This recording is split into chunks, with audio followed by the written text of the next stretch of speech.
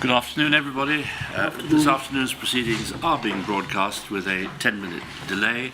Those with mobile devices may use them to report what they hear in the hearing room, but only after 10 minutes have elapsed since the event that they're reporting. They may not be used for recording or photography. Yes, Mr. Amble. Continuing with David Hagan's reports, I wonder if we could put up on screen, please, MPS 301402. Insert your tab B15.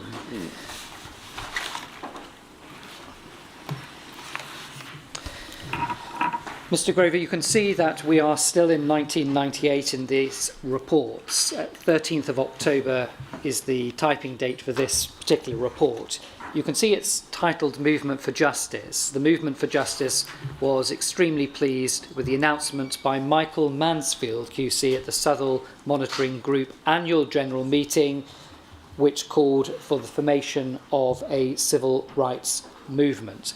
Now, I just want to move to this particular period of time. The annual general meeting that is referred to here, presumably, is that a meeting that anyone can attend, or is it only members of the Southall Monitoring Group and guests? It's open to all public members, but people who are targeted are people who have worked with the Southall Monitoring Group as users as well as supporters. In relation to what is set out here, referring to Michael Mansfield's idea, quote, which enjoys the support of Suresh Grover, is for the movement to be formed in February 1999, which would be towards the end of the Lawrence inquiry and be a vehicle for all separate family campaigns. So can I ask you about the civil rights movement? What was your recollection of what was being discussed about it at the time, and how accurate is what I've just read out? There was discussion within the Stephen Lawrence family campaign initially between Mr. Mansfield, myself, Mr. Khan and others, especially the junior barrister Martin Soju and Margot Boy, and the family members on what should take place post 99 publication of report.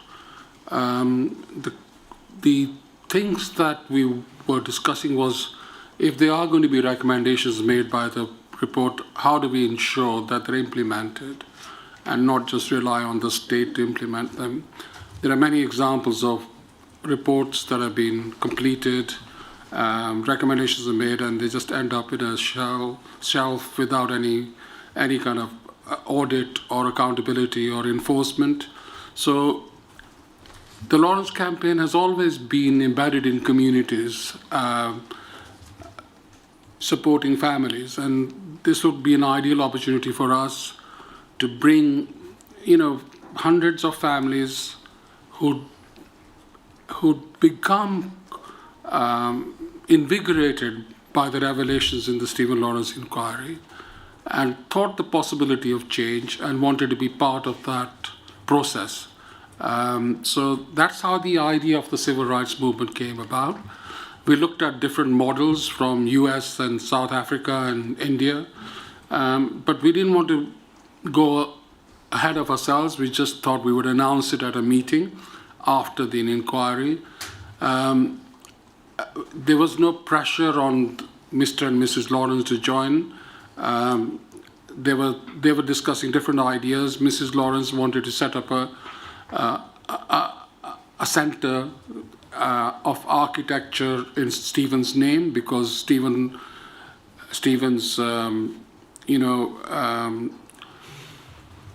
Stephen wanted to be an architect, and she wanted something in that stuff. Mr. Lawrence was meeting a lot of families, and we didn't think it was fair to put any pressure on the family post the inquiry to be either part of it or not. They could decide, be very welcome if they wanted. And from 93 to 99, with these pivotal events, they're public, they're international, they're hard, they're grinding, and they needed to reflect what to do, and they should have been given that space and time. So the idea really came from in the Lawrence family campaign, who were with the Lawrences, So there are potentially two things there, but the Lawrence inquiry recommendations, ensuring that the recommendations are actioned, and that being one of the reasons for this civil rights movement. But in terms of, and the name itself suggests it, and you've already referred previously to inspiration from the USA, it conjures up images of Martin Luther King, the civil rights movement in the United States, and mass demonstrations with thousands and thousands of people. What practically was, in your mind, the civil rights movement? What would it consist of? Would it be those people with membership cards, or? Yeah, there would be membership of people. There'd be a meeting that inaugurated that civil rights movement. There would be a national coordinating committee elected at that meeting, and we looked at models across the country, and also we reflected on how our work, in which areas our work had been successful. I'm not just talking about the South Mountain Group. Mr. Mansfield had been involved in the Irish cases in the Bloody Sunday inquiry, and we wanted to look at how it was possible without little finances to sustain that movement. Just calling itself movement doesn't mean it's movement. It has to have constellation of different forces coming together. But we needed something structural and something that would gel people together and also sustain over a long period of time. Well, in the report, I mean, the next sentence says the MFJ have always campaigned for a mass public order demonstration along with the formation of such a movement. And it goes on, and with options receding for 1998, this may provide them with that opportunity. So this report seems to indicate, well, that this is the suggestion of the civil rights movement suggested by Michael Mansfield. It has your support. And the MFJ talking about the fact that it would dovetail with their idea for a mass public order demonstration. This idea of a mass public order demonstration to continue the momentum of the interest in the Stephen Lawrence inquiry, is that a discussion that you recall at the time? The MFJ wanted a demonstration. They never came to me and said they were trying or advocating for building a civil rights movement. That discussion took place within the Stephen Lawrence campaign. It's unfair to say that it's just led and suggested by Mr. Mansfield. It's a collective discussion that takes place. And we are brainstorming and we are thinking of what we should do. And there are three things we're trying to unite. So one is how lawyers get involved, how families affected get involved, and how activists get involved. That is the three tripartite formation that was developed in the Lawrence campaign, which was successful. So we wanted lawyers involved, lawyers who believed that you could change things using legislation. And in the Lawrence campaign, they had lawyers who believed passionately in that. They were willing to work with members of public and activists to do that. And at the heart of it, ethically, we wanted family justice campaigns to lead it. So it's very difficult for families to do that because they are not just grieving, but they're also trying to achieve outcomes in their own quest for justice. But we thought having a political movement in the way that the civil rights movement had developed in Ireland and in United States would be manageable without causing too much trauma to the families, providing the support structures were there. So that discussion took place within the Stephen Lawrence family campaign, and it got announced after the inquiry.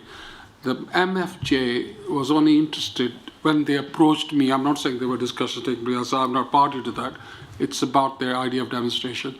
We weren't thinking of a demonstration. The ideas being suggested, we were thinking of how we move it forward, and we wanted a people-led movement to take ownership post-Lawrence on the anti-racist agenda. That's how we were trying to build it.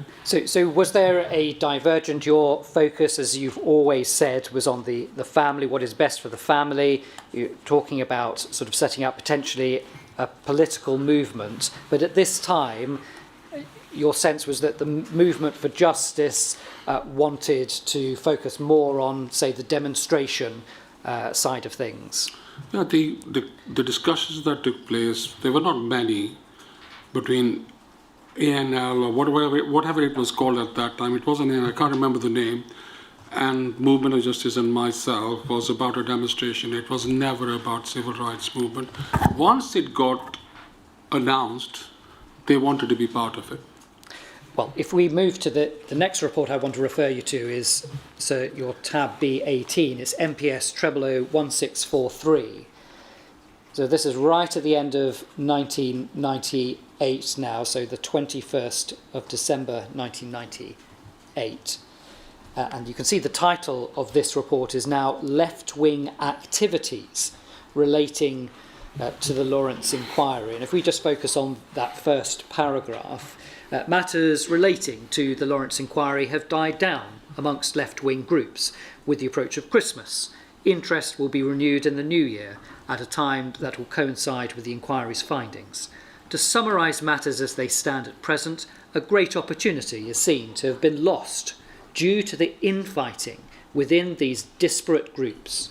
Had the Lawrences called for a civil rights march, then it is not unrealistic to imagine that 100,000 people may have taken to the streets. There still remains an outside chance that this may materialise once the inquiry chairman releases his report. So just pausing there, does that reflect, in terms of, again, the question about the accuracy of David Hagan's reporting, that this was an issue, that there's potentially a missed opportunity that had there been more support, there could have been a civil rights march amounting to some 100,000 people taken to the streets, but there wasn't enough support, there was infighting.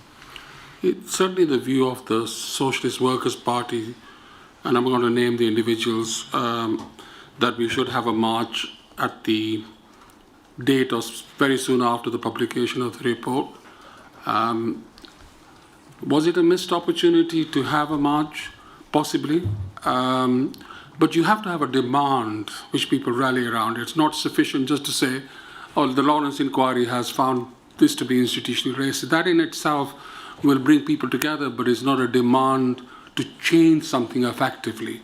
So the discussion that really was taking place at the centre was what we should be doing with the commissioner, what we should be demanding with the commissioner. And that's actually taking a lot of people's time within the campaign. In other words, should we call for his resignation, for example? And I think that is what is petrifying the undercover officers.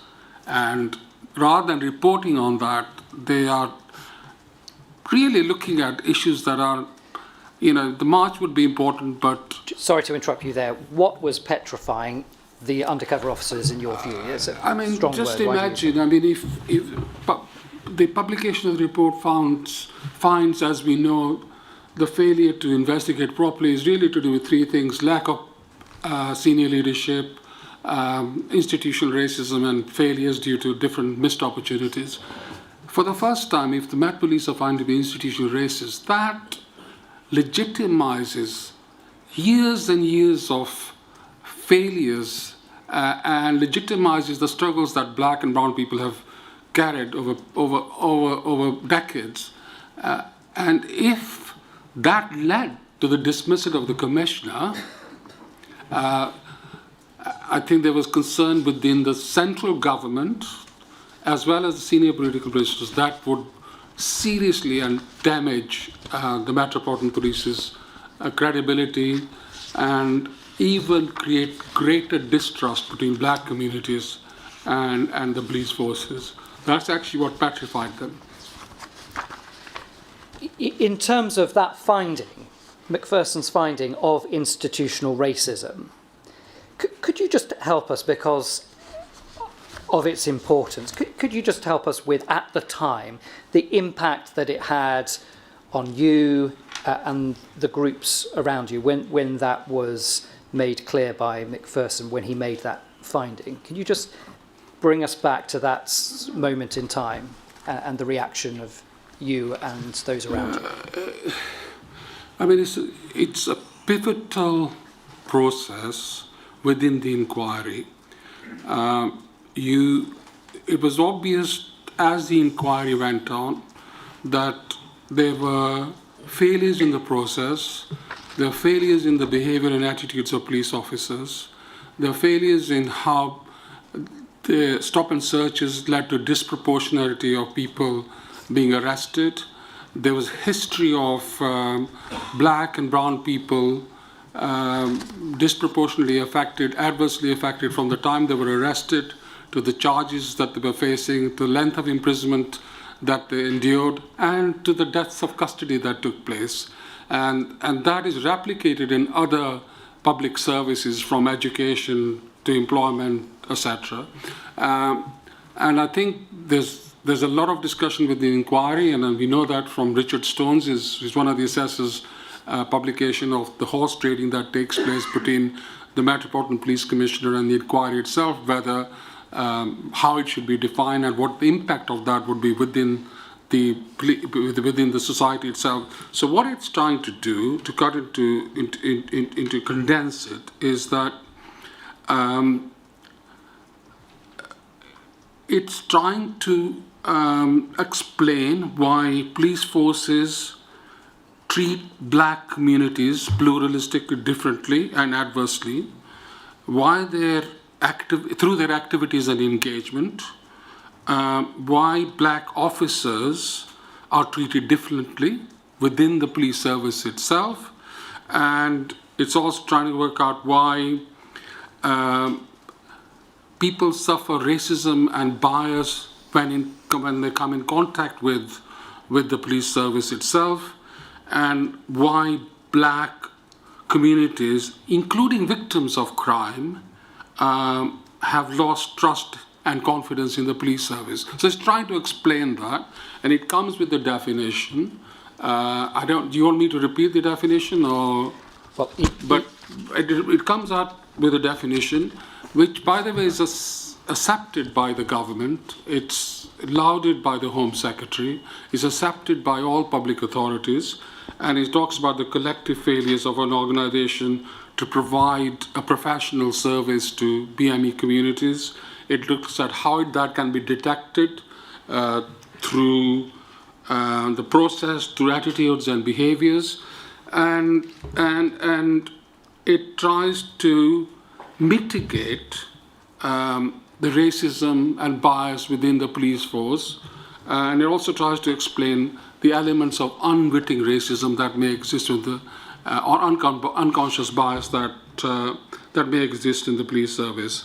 Why all of that disadvantage black minority communities, and then the debates goes further. I mean, Cass's report, which looks at police attitudes and the culture, gives 4, I think, tests of institutional racism. This is Baron Casey's report, and it says that the tests include: are there racist and prejudice and racist attitudes within the police force? Does that exist? That's a test that she says that should be looked at. Are officers from racialized groups suffer racism, and is that routinely ignored, dismissed, or not even spoken about? That's the second test she adds to the institutional racism. Is racism and racial bias reinforced within the organization through lack of action or otherwise? And it's then looks at whether the police force are overzealous when it comes to crimes committed against by black people or black communities or racialized group, and they're underprotected when the crimes against them take place. Those are the 4 tests that Baroness Case gives it, and she encapsulates that within the legislation that exists, primarily under section, I think, 49 of the Equality Act 2010, and she gives the 3 indicators of why that needs to be done. So that's the basic definition of institutional and how you detect it. And you've already recited it, the Macpherson definition of institutional racism. So the collective failure of an organisation to provide an appropriate and professional service to people because of their colour, culture or ethnic origin. It can be seen or detected in processes, attitudes and behaviour which amount to discrimination through unwitting prejudice, ignorance, thoughtlessness and racist stereotyping which disadvantages minority ethnic people. That definition given by Macpherson, of course, it's always difficult to encapsulate anything in such a definition.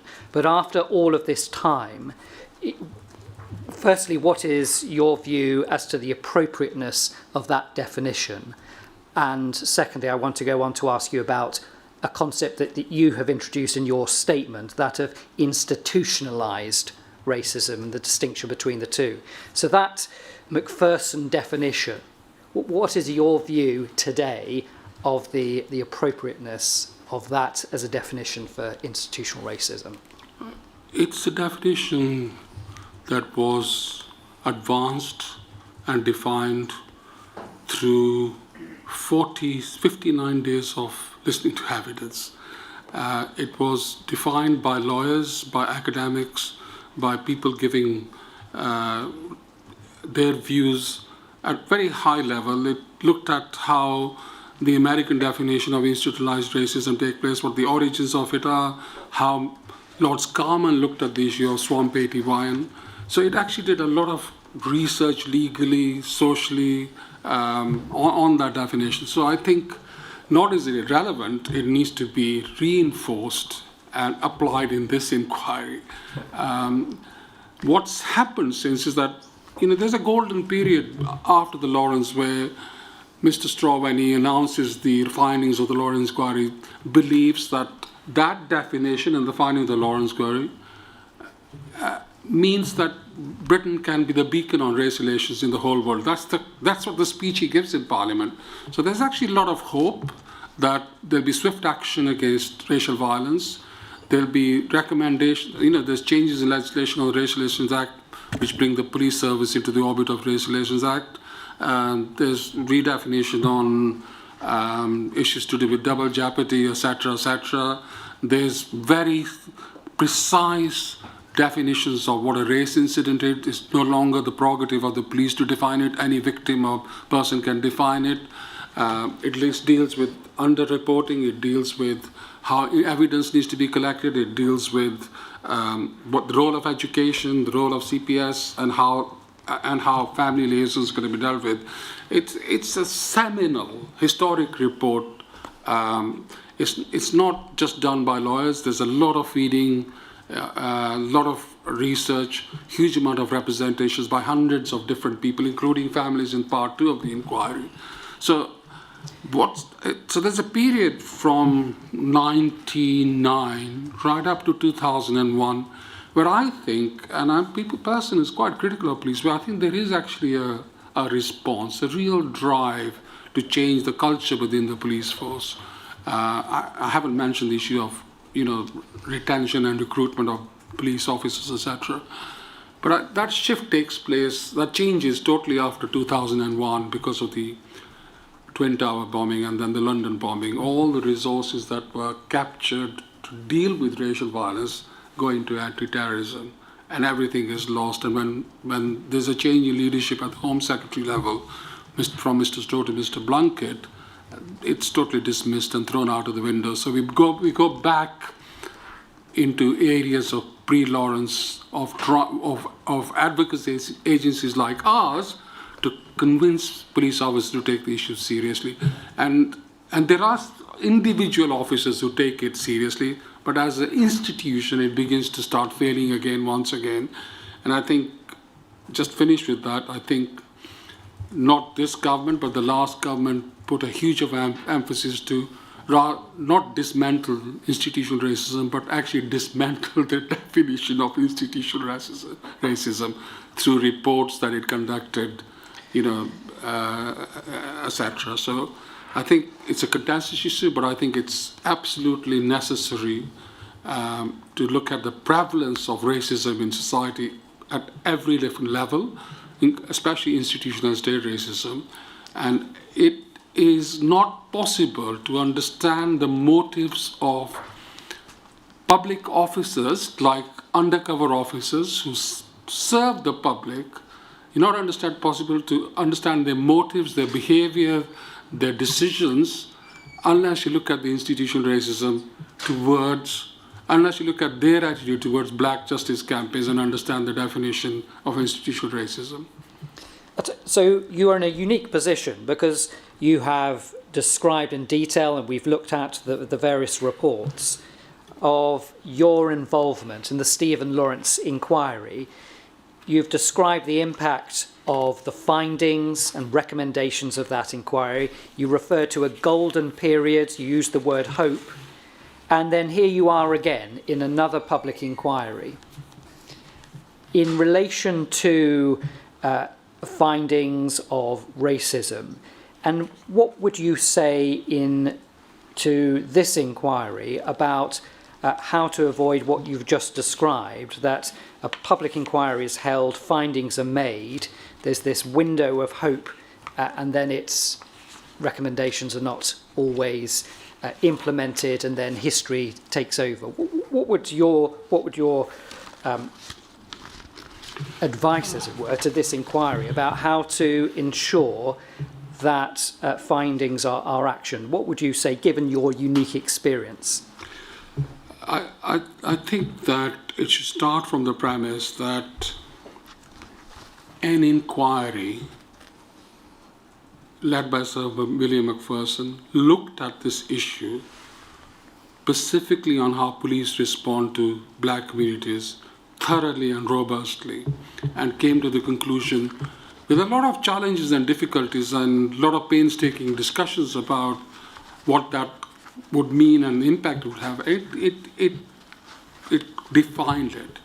And it'd be absolutely, I think, disappointing if a similar inquiry doesn't accept that definition. And if it doesn't, it needs to explain publicly why it doesn't.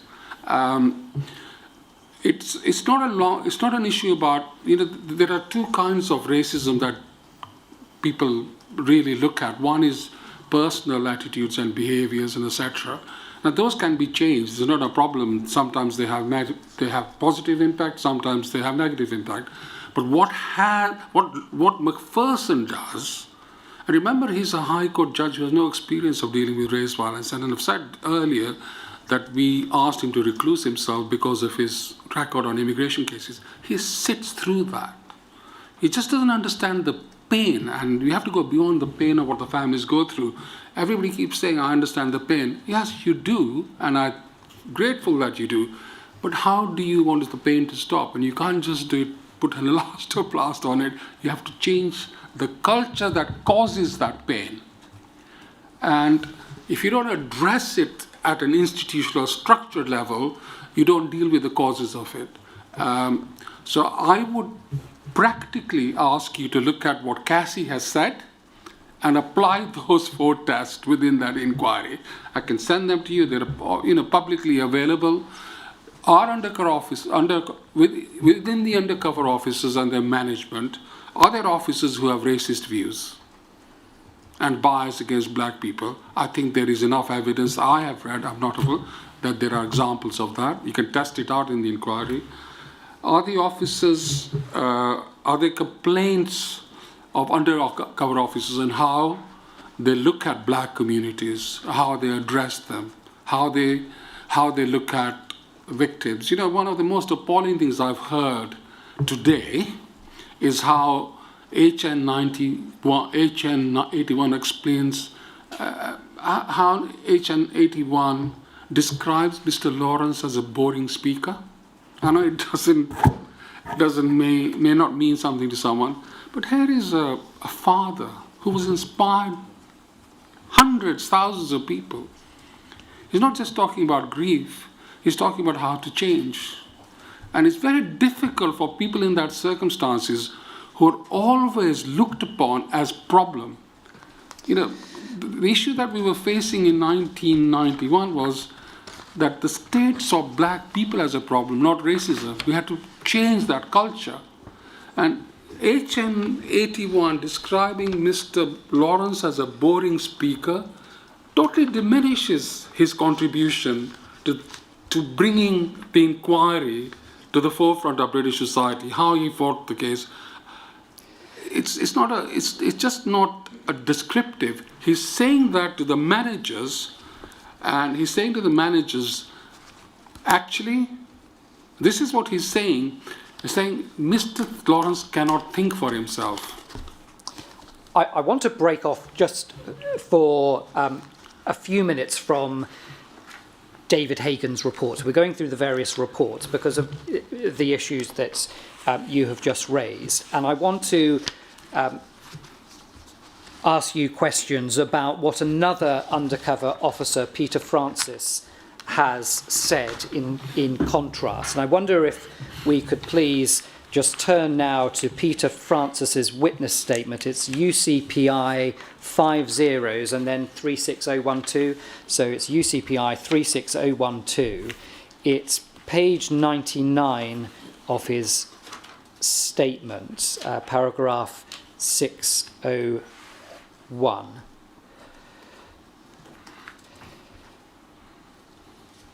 Now, here, Peter Francis says another heated discussion was about the pending Macpherson inquiry. My view was that the inquiry should be made aware of the parameters of my deployment and the fact I had been tasked from 1993 to gather any intelligence to help put a stop to the anti-racist campaigns. In particular, the Stephen Lawrence family campaign, because of the concerns about public order and subversion surrounding the campaigns. Bob Lambert has acknowledged that those discussions took place, although I do not understand why he has stated my position being one of insisting that we did not tell the inquiry.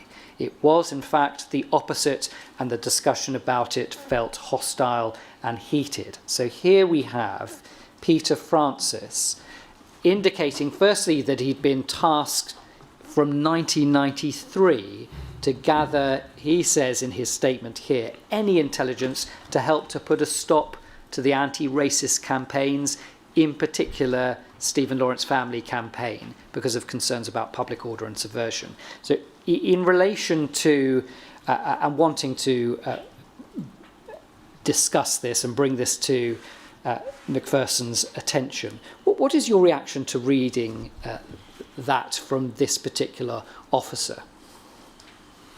I think he's right that his deployment and the fact that he was tasked to gather intelligence should have been made aware, should have been revealed to the inquiry. Is that what he's saying? He is saying that. So he said another... I think that he's absolutely right about that. I think there would have been major consequences if that had been done. I think it's an absolute failure for that not to do. It certainly would have had an impact on the definition of institutional racism, for example, because it's no longer unwitting racism. This is the police force who've not just let the family down, but actually has decided to spy on it. And it's a conscious decision to subvert their campaign. Whether they succeeded or not, whether the conditions existed, is immaterial. And then to gather intelligence on the Lawrence family campaign and their view of how they viewed the inquiry itself and what was happening, where they thought the weaknesses were or what the strengths were, and the likely outcome at the end. That is sensational stuff. Well, here he is just talking about, at the time, the pending Macpherson inquiry, so before it's taken place. Yeah. And he's talking about his tasking from as early as 1993. Could you just help us again with that time period? So from 1993, 1994, 95, 96, 97, 98 into the inquiry. What was the public calling for an inquiry? Could you just bring that to life for us at the time?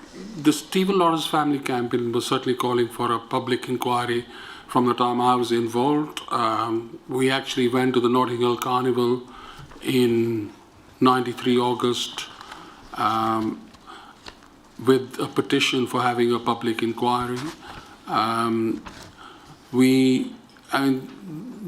drive for that was the decision by the CPS to drop the charges. I think that was in 93 itself, maybe a bit later, but they, I think there were two or three things. One was that most of us didn't believe that the police would ever charge the suspects.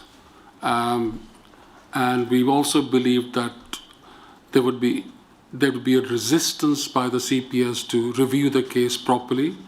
And we also believed that the case itself, given the location of it in Welling, which had experienced three previous racial murders, Rhoda Adams, Goody Bangle, and Roy Dougal, and the fact that the BNP bookshop was there, and there were demonstrations, and the fact that in Welling, the number of hate crimes had doubled in a period of 1993.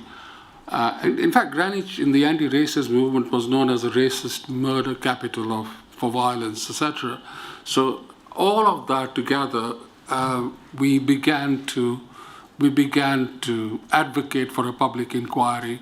I wasn't clear how that would end up. I wasn't even clear about the framework of the inquiry, but we thought it was time given there were a lot of racist murders that have been taking place, which were acknowledged by the police that have been taking place. I can name some of them. Some of them are in my statement, but the depth of the feeling, the frequency of the attacks, the fact that the Lawrence's case was yet another failure, despite people from the CRE advocating that it should be dealt with, despite the fact that you have a world statesman saying, look at this properly, having little confidence in the state to deal with it. And that's how we came to that decision of having a public inquiry. Whilst we have Peter Francis's statement to hand, there are just a few other paragraphs of his statement I would like to ask you about. I wonder if we could please go to page 41, paragraph 242. And I want to ask you really for your reaction and the impact that it has on you reading this. So this is about a manager in the SDS, HN86, as described by Peter Francis. So Peter Francis, in his statement, says that HN86 was also incredibly racist. His view of the Black Justice campaigns was that they were unable to think for themselves, and therefore they must all be being led by the more radical left-wing groups looking to advance their own agendas. In private, he was always referring to black people as monkeys. He wanted to know who these groups were and what they were really doing. At the time I was being deployed into the field, the biggest Black Justice campaign was the Lawrence Family Campaign. HN86 asked me to do what nobody else had yet managed to do: find out who was in the campaign. Were they YRE or someone else? I was plugging an intelligence gap. Now, in terms of what is described there, and one of the issues, one of the questions of facts that the inquiry is examining is this particular officer, Peter Francis's credibility. But in terms of what he describes there, what is your reaction reading that from an undercover officer describing one of his managers? I'm outraged by it. Describing black people as monkeys is dehumanizing them. I'm going to just refer to two paragraphs further down. It's paragraph 244 on the same page. Peter Francis continues here. At the same time, I was asked to find out any information that could be used to stop or subvert the campaign. That tasking came directly from HN86, but was also repeated to me higher up by Chief Superintendent Bob Potter. Bob Potter was also a horribly racist person. He would come to the STS meetings and then we would have one-to-one discussions. He would use the N-word to describe the campaigns and impress on me the importance of stopping these quotes, effing and then the N-word. Both HN86 and Potter made clear to me that higher up they wanted the campaigns to go away. I do not think this tasking would have been written down. Even once I was in the field, I would usually get bits of paper or post-it notes in my bag with requests for information. So as you were describing your involvement in the Lawrence inquiry, if this is true, this is the taskings that were given to Peter Francis. What is your reaction to that, please?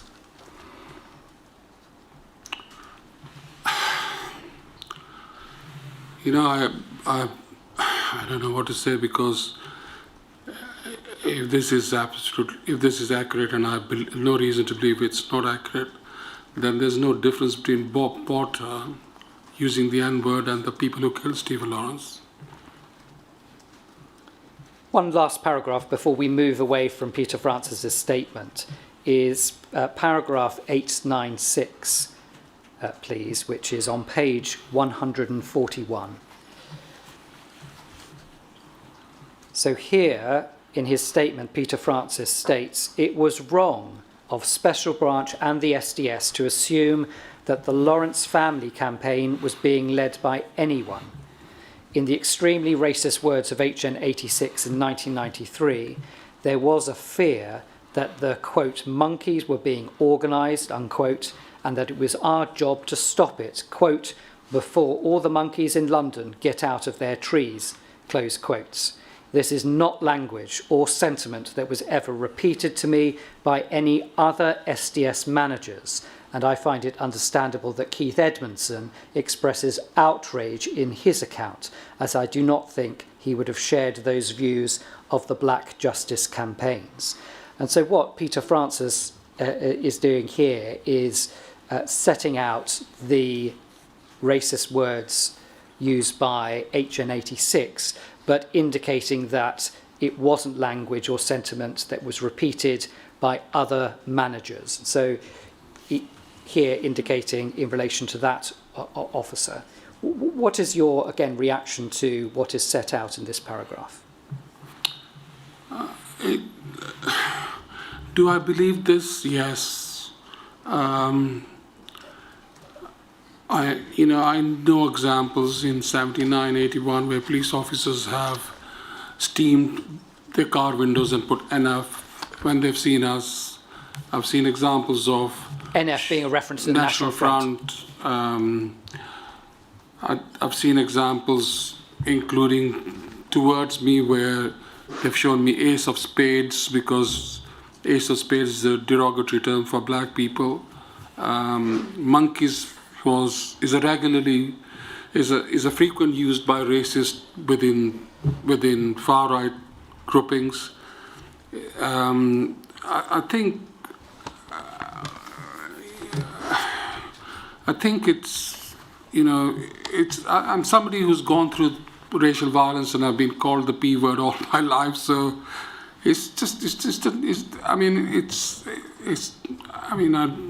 I'm very angry about it, but I think what I'm more angry about is that his description is not about just individual officers. I think a set of examples that is given is the existence of a culture within the Metropolitan Police, and that's the real problem.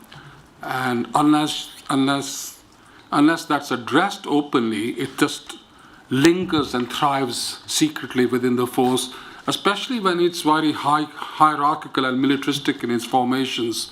So junior officers can do what they want, and if senior officers have this attitude, it gives junior officers the carte blanche or the openness to be even more racist. with that as the context, what we have, just a few paragraphs of Peter Francis's statement, I want to continue with just the last few of David Hagan's reports. We'll deal with a couple of other reports from other officers before moving on further. So I wonder if we could please turn now, so it's at your tab B20, it's MPS 001707, please.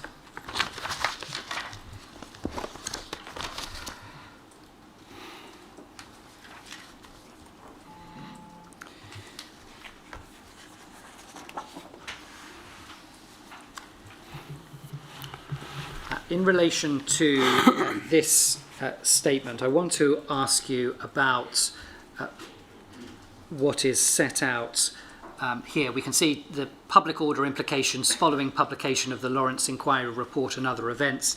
We're moving now in terms of date to the beginning of 1999.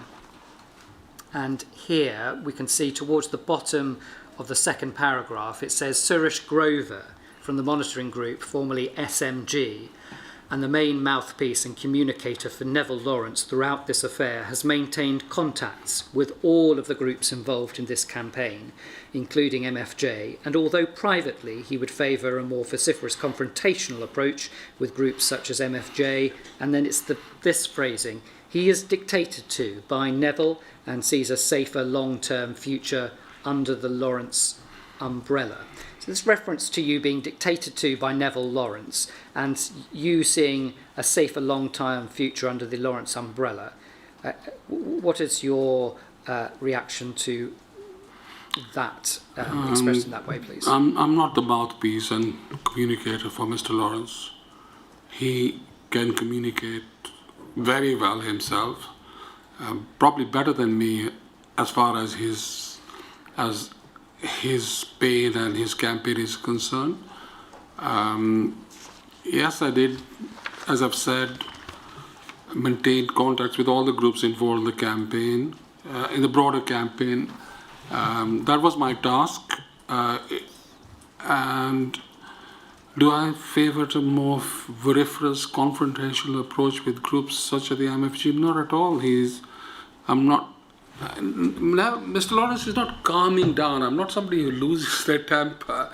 I'm actually quite respectful of the MFJ and all the groups that come. As I said earlier, they have absolute right to come. It's about what is the outcome that you want from the inquiry. Why is it pivotal at the moment? What does it mean for black communities? And more importantly, what does it mean in terms of the change in culture where black, brown people get confidence in the justice system? Is that reformist? It could be, but I think there is nothing wrong with developing reforms if they are implemented properly. Am I asking for more legislation? Not really. I'm just asking very simple thing, which is the police officers to get rid of their bias and racism or misogyny and act as professional individuals when they put the uniform on. That's a basic thing that we're asking, but there's a culture of racism steeped in the Metropolitan Police and other police forces, which is so difficult to eradicate, and unless you put it out in the open and reveal it and expose it, it's very difficult to change it. The issue is not about militancy between MFJ and us. I think the officer doesn't understand the differences. As I said in my statement, we've been involved in public order situations where we've defended our communities. I've been involved in Bradford 12 campaign where people have used petrol bombs to defend their communities. I'm not somebody who advocates violence, but there was never, ever an apart from one time where somebody advocated violence in a public meeting, but they weren't members of MFJ, nobody listened to them. There was never a situation where either the SWP or the MFJ said to me, actually, you are doing something which isn't going to get us a result, is diluting the issue of racism, and we are not going to hold the police to account. So And I'm actually versed with how I'm not unsympathetic to progressive politics. I see myself as progressive. So I think it's a misrepresentation of what is existing. I'm not worried about the movement for justice. They're putting some position forward, and I'm saying this is really up to the Lawrences, and my view is with the Lawrences. I want to ask you about factual accuracy. There's a reference to a warning at the bottom of this report. It's 6 lines up from the bottom of the page, where it says, "It is worth reflecting that Newham and Southall Monitoring Group provide legal and financial assistance to many of the campaigns and have warned the lead figures in these groups that they risk losing those benefits should they employ the services of the MFJ to press their case." So this point here about Southall Monitoring Group providing assistance to other campaigns, legal and financial, the suggestion that there was a warning that, well, those benefits may disappear if the services of the Movement for Justice were used instead. Is that accurate? Could you help us with the factual correctness of that? It's absolute rubbish. I think the MHA was involved in supporting Dwayne Brooks. Never said anything that they shouldn't support Mr. Brooks. He needed the support he needed. He was a survivor of an attack. He was being vilified by the police. And if he had faith in the MFJ, fantastic. I have no issue with that. I don't know any campaign that came to the inquiry said we want to employ the MFJ as to press their case. So I'm trying to remember, who were the family campaigns that were coming up during the Lawrence inquiry. I can tell you that I don't know a single campaign that came to the inquiry. I'm not saying there aren't that were getting the service of MHA. Obviously there were, who said to me or said to the Southall or the Neo Monitoring Project that they would like MFG and us to support it. All right. In terms of what is set out there, you've made it clear that that is inaccurate. But if we turn over the page 2, the penultimate paragraph there on page 2, which refers to the monitoring group, which is organising the Blair Peach demonstration, 20th anniversary of his death on the 24th of April 1999, will be viewed as being synonymous with the Lawrence death and will therefore unite all of the disparate groups under one banner. Suresh Grover, who is the organiser of this event, will positively contribute to ensuring that the day passes off without disorder. However, given the large number of groups and individuals who are likely to attend this march, the potential for disorder is high. Would you accept that here that David Hagan's reporting is accurate and correct, that you as organiser will positively contribute to ensuring that the day passes off without disorder? I remember organising the 10th anniversary march with a very large number of people, which is reported in one of the undercover officers during the Blair Peach scenario. 24th of April 1999, we had a meeting in Southall on Blair Peach. We've done that until the 40th anniversary. I actually remember what I was doing on the 23rd and 24th of April 1999. It wasn't organising a demonstration. On the 16th of April, I got a call from the family of Elizabeth Chow, which is in my statement. I don't go through it. And actually, we were searching for Elizabeth Chow on the 22nd and 23rd of April 1999. So unless somebody can show me the evidence, there's a leaflet organising the march on 20th anniversary, and maybe my age has got to me now. I don't remember a demonstration on the 20th anniversary. Definitely remember a very large demonstration. But would you accept that here, if it was suggested that, well, here David Hagan is not exaggerating, is not portraying you falsely as a rabble-rouser. He's specifically stating that you will positively contribute to ensure that the day passes off without disorder. So in terms of the tone and what he set out there, would you accept that he is being fair if you cannot recall that particular event? The description of you is a fair one.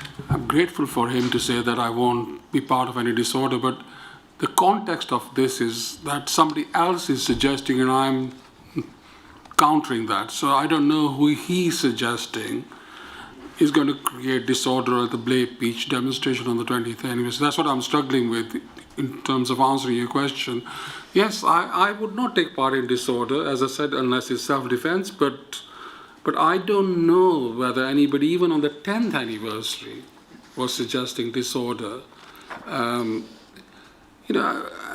are certain things with family campaigns where you just don't do things in terms of disorder by remembering them. The last thing you want to do in Stephen's case is have a demonstration which ends up in disorder. On Blake Beach, it's an open wound for us because nobody's ever been charged with his murder, despite 40 years. The last thing I would do in his memory is just go out wild and create disorder. And I don't think anybody in Southall would do that. Well, a last report I want to ask you about in terms of David Hagan. So it's behind your tab 21. It is MPS 301717, please. So here we have, and so 25th of January 1999, about the Roger Sylvester March on the 24th of January of that year. Now, just for context, so the second paragraph says some 250 persons assembled at the outset of the march outside Sylvester's house. These people were predominantly young black youths of both genders. Those attending the march included Wayman Bennett and Privacy of Full Scalt, the brother and two sisters of Michael Menson, George Silcott, and Neville Lawrence, and then these words, who adopted a low profile. Now, if we turn over the page, please, so page 2 of this report, so this is in the source comment section, and paragraph 2 here says, referring to Alex Owolade, appeared to gain the respect of those on the demonstration for his display of leadership. Suresh Grover from the monitoring group and Asad from the newer monitoring group followed the march from the sidelines and heckled Owolade's attempting to wrest control of the march. Okay, so here it says that you followed the march from the sidelines and heckled Alex Owolade's attempting to wrest control of the march. Could you comment on the factual accuracy of that, please? It's a total fabrication. I've never heckled Alex at a march. I would have no interest in wrestling control of a march. And if the Manson sisters are there and Mr. Lawrence is there, I'd probably be with them rather than on the margins with Asad, and he would be there with me. So I don't think this is true at all. And just the tone and the description, the next paragraph, of the petty jealousy that currently exists between the monitoring groups and MFJ will continue for the foreseeable future as each side seeks to manoeuvre their own group into a position of influence with any family campaign or victims of perceived police brutality. So that characterisation of the monitoring group with Movement for Justice, what's your comment in relation to that, please? I don't think the description petty jealousy is an accurate one. I don't have a problem with MFJ advocating what they want.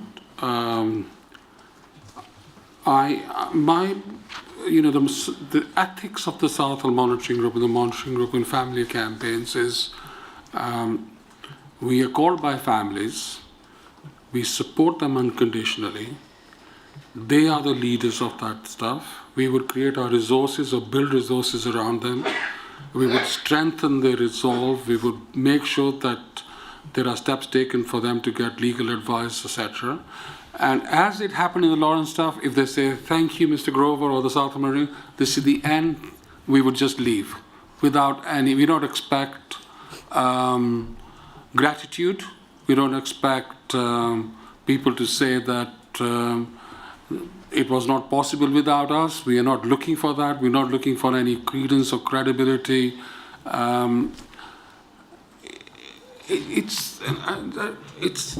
issue about family campaigns is derived out of necessity because people are not getting justice. It's not a competition between different groups.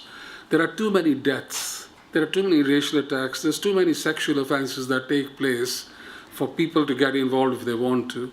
It's just that we adopted coming and embedding in our communities to develop family campaigns because it is very difficult for the state to criticize families, and what happens is they end up criticizing those around them. And monitoring group personnel, by and large, from its inception, are people who've suffered racial violence, domestic violence, or police brutality, or immigration controls. They're victims who become protagonists, and it would be totally unethical for us to be using a campaign to advance our influence over everything. I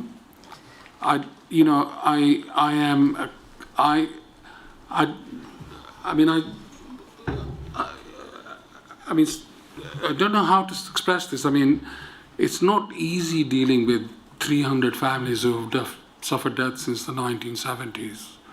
And some of these relationships are over decades. I mean, with Celia Stubbs, I've known her since '79. I had a discussion with her on what we should be doing in terms of any readdress next year. Been with the real family since '97. And there are families like the Char family over a much longer period. And it's not just restricted to Britain, it's also internationally. So to describe it as petty jealousy with a group that is actually on the periphery of the campaign, not even at the center of it, it's just ridiculous. In terms of David Hagan himself, now you have said you don't recall him, but I think earlier today you hinted at there may have been an occasion when you did meet David Hagan.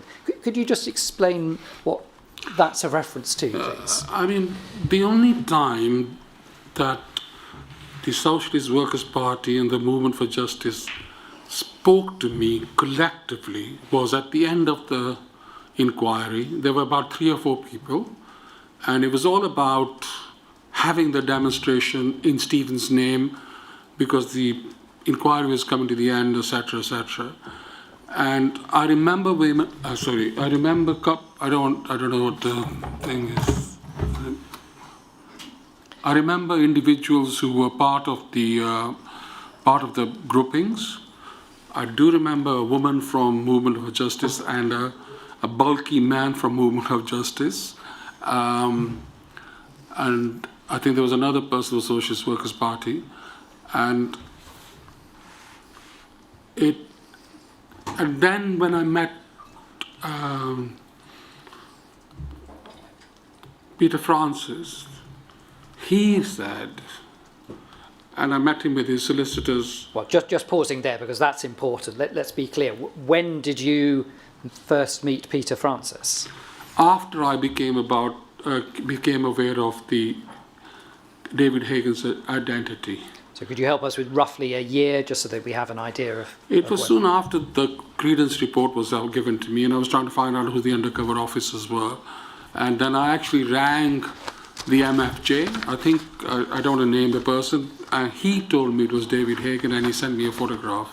So I would say it is a couple of years before the inquiries started.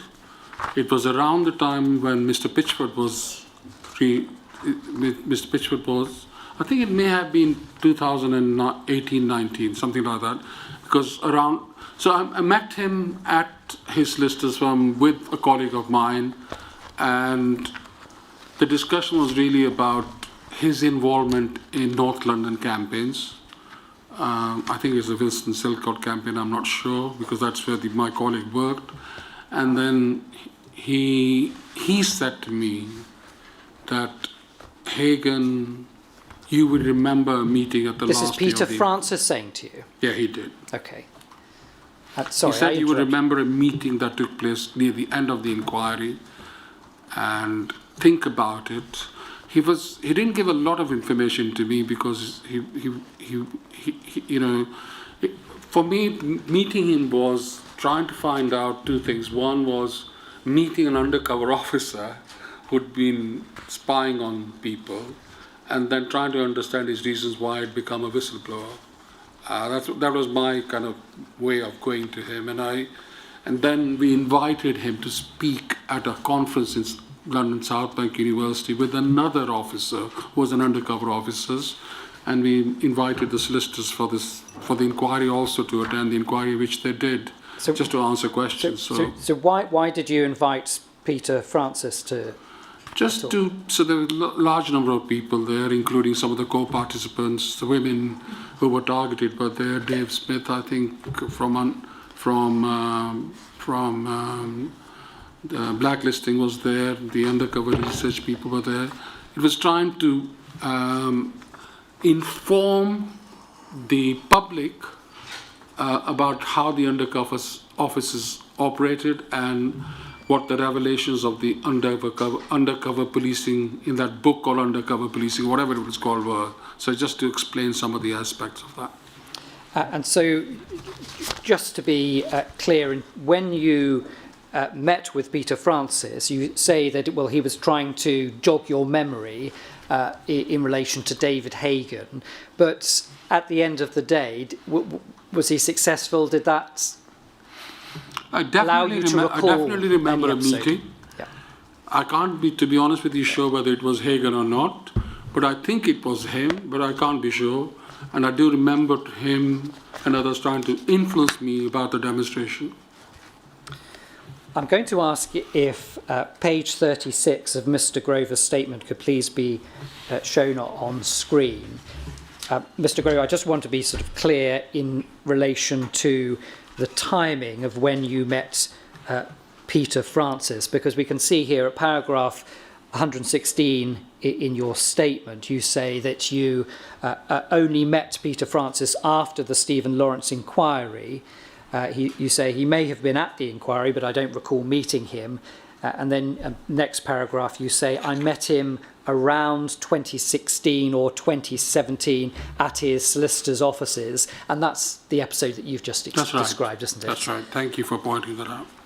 And just to continue your description, you state in your statement, I was apprehensive about meeting an undercover officer. He came across as honest, genuine, and really concerned about the impact his work and the work of undercover officers more broadly had on the Lawrence family campaign. And then just to complete this section of your statement, you go on to say, I also saw Peter Francis speak at a very large and successful conference organised by us. Again, that's what you've just described, isn't it? The event was also attended by solicitors from the inquiry in either 2019 or 2020. He was on a panel with another former undercover officer. The conference also heard testimonies from trade unionists like Dave Smith and many of the women who had been spied on their own homes. To what extent, and we will explore the impact that this reporting has had on you, but to what extent does that help the fact that you have had contact with Peter Francis? Now, this isn't meeting with David Hagan, but to what extent, if any, does it help speaking to one of the SDS UCOs about what happened? How does that sort of help in terms of the impact this has all had on you? Does it help? I mean, before I met him, I'd read the book by Rob Evans and Paul Lewis on undercover policing. And obviously I'd been involved in the Lawrence stuff, and I knew the genesis of how the inquiry came about. My impression of undercover officers were that they were set to sabotage campaigns and ruin personal lives. And so I was very apprehensive. I thought I wouldn't like him. I have no problem meeting police officers in professional settings whatsoever. And when we met him, some of the things he said, I was touched by what he was going through. I was touched about his vulnerability. I was touched by his welfare and his how he saw the threats to him individually and the impact of being a whistleblower. And I think it was the first time that I realized the gravity of the undercover operations that were taking place, especially in the settings that I was involved in.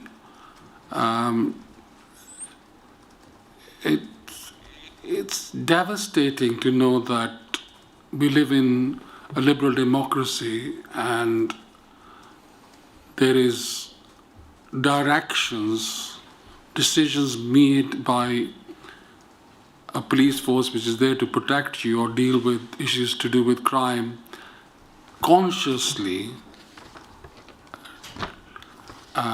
deciding to spy on families whose only crime seems to have been asking questions which are legitimate. And I just think, I come from a generation of people where people have pointed to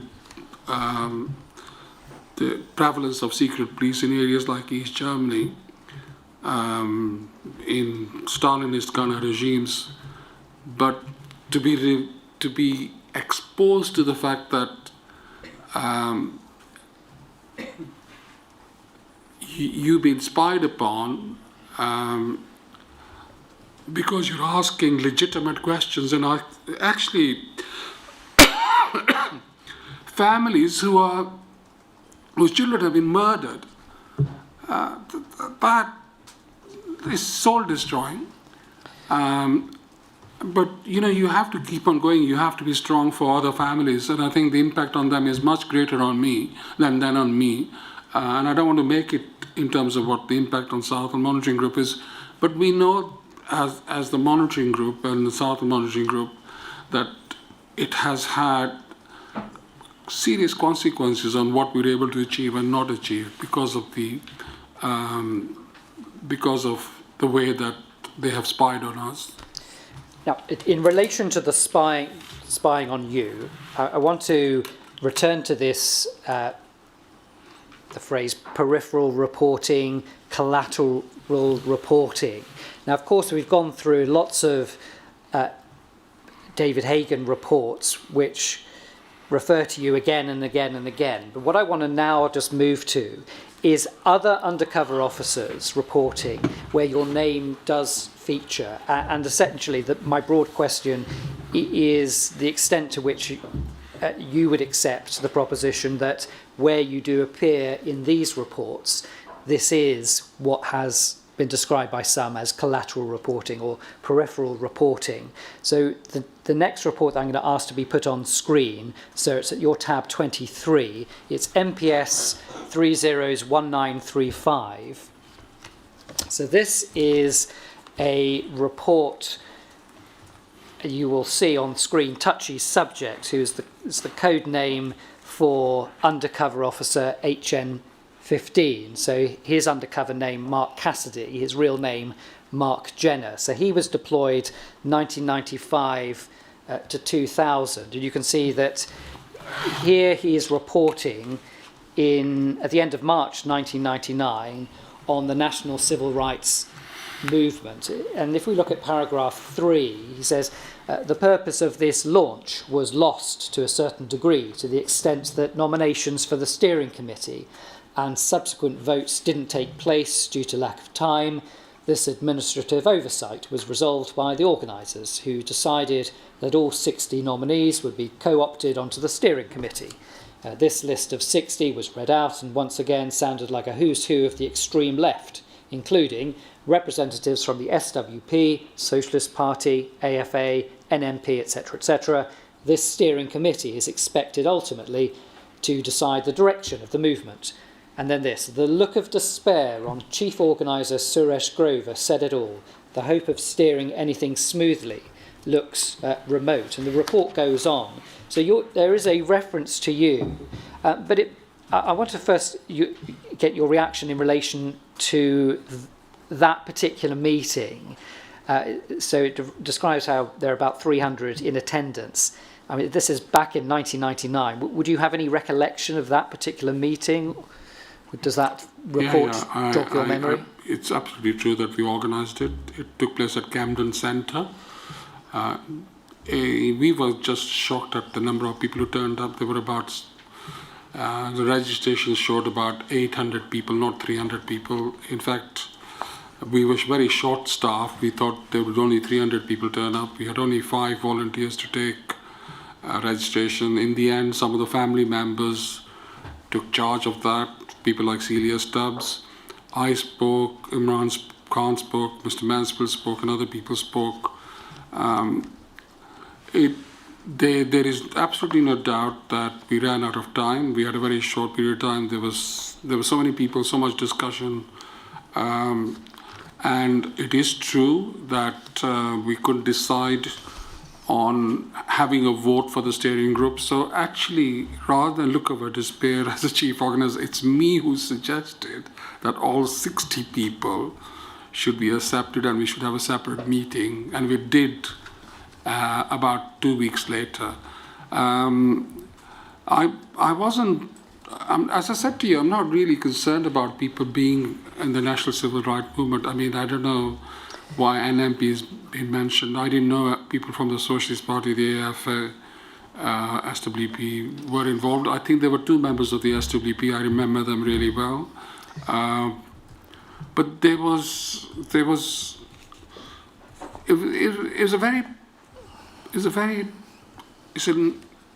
it's a meeting, the first meeting post Lawrence report. It's the first opportunity for people to come together to learn how that report had come together, what was the basis and the anatomy of the campaign, how we'd achieved that, who the forces were. And the speech I gave wasn't about just the Lawrences, it was about involving larger number of people to move it forward. It was now beyond the Lawrence and it had to have other people involved in it, etc.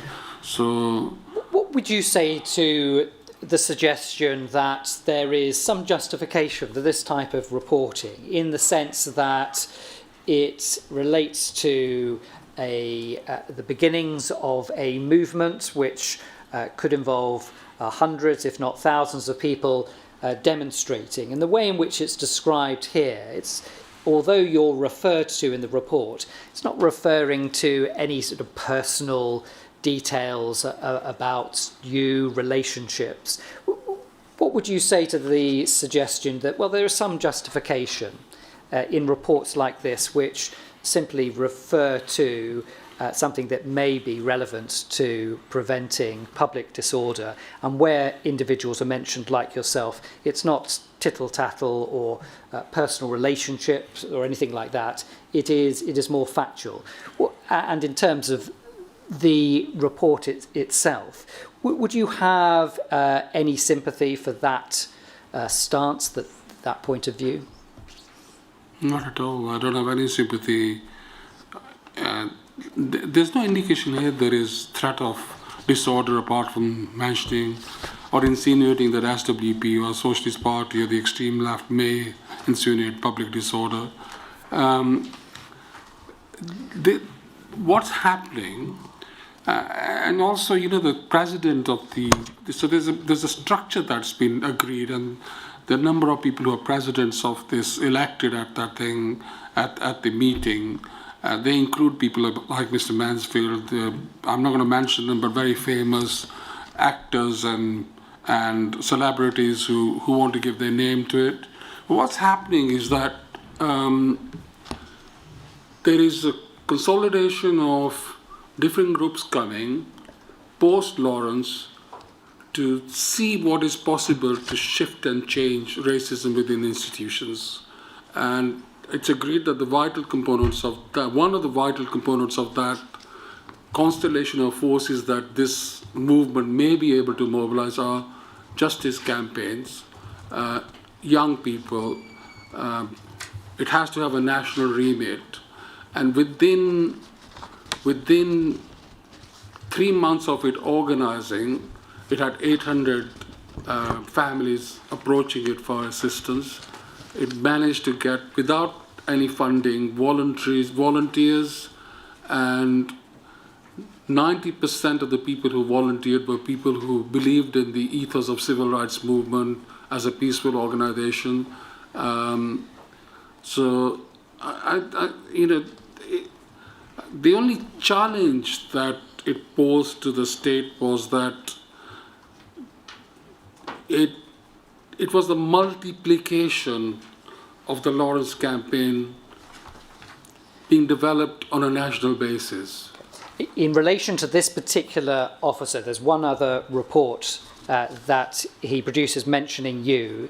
So it's your tab B24. It's NPS 002165. Now, in this report, it is dated the 11th of June 1999. Again, it's about the national civil rights movement.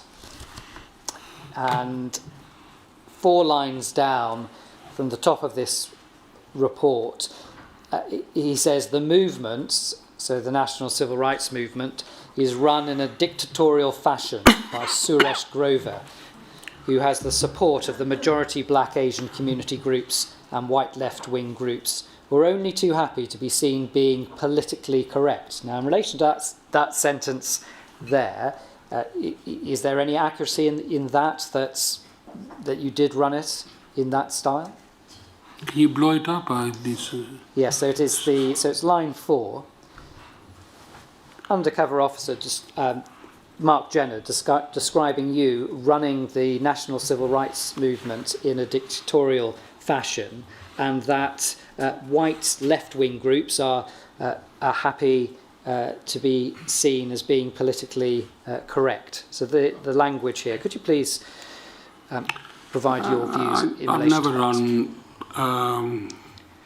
organizations in a dictatorial fashion. In fact, I've been criticized for being too democratic and too inclusive, and that's the weakness that people find in me.